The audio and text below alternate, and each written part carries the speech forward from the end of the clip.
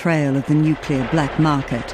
Her quest took her from Pakistan to Turkey along the old Silk Road, now a trade route for oil, gas, weapons and heroin.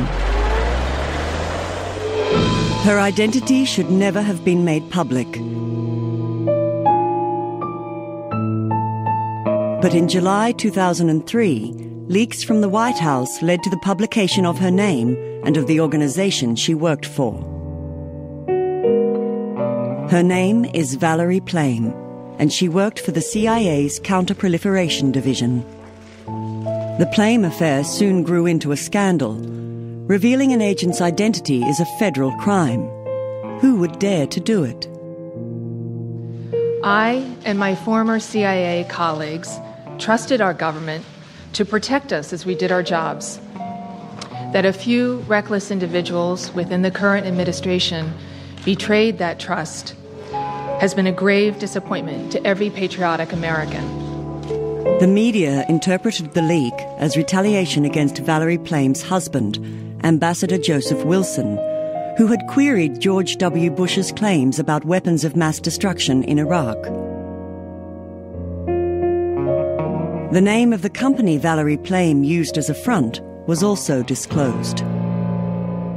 She worked for a company called Brewster Jennings, and that Brewster Jennings apparently was working against the target of Turkey, meaning that Turkey was being investigated by the CIA as a proliferator of weapons.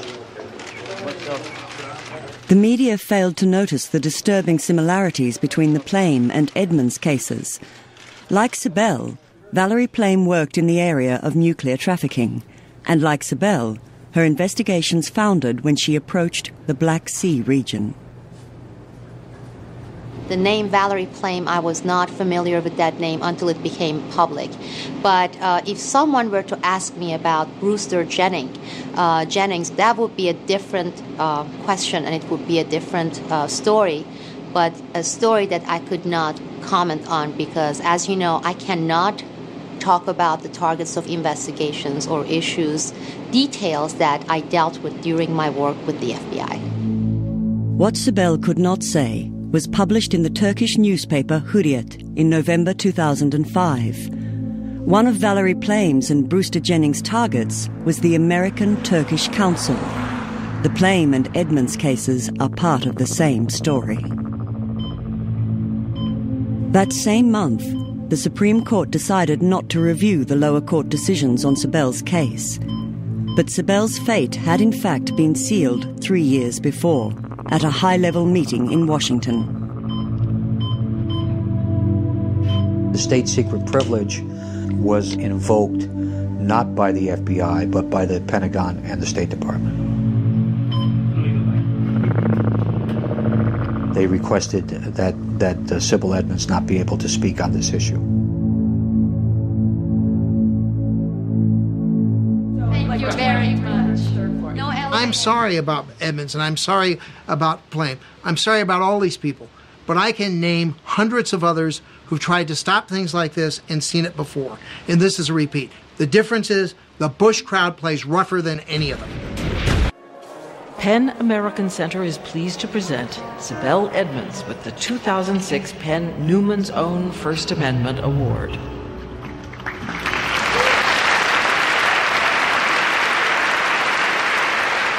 Sibel may have lost her fight against the United States government.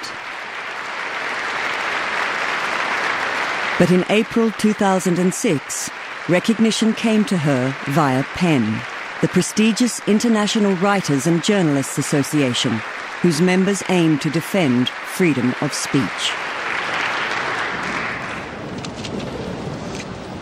Today, we are facing despots who use national security and classification to push everything under a blanket of secrecy, to gag and call it a privilege. Unless we recognize these attacks for what they are and stand up and speak out, no, shout out against those despots in government, then we are doomed to wake up one sad morning and wonder when and where our freedom died.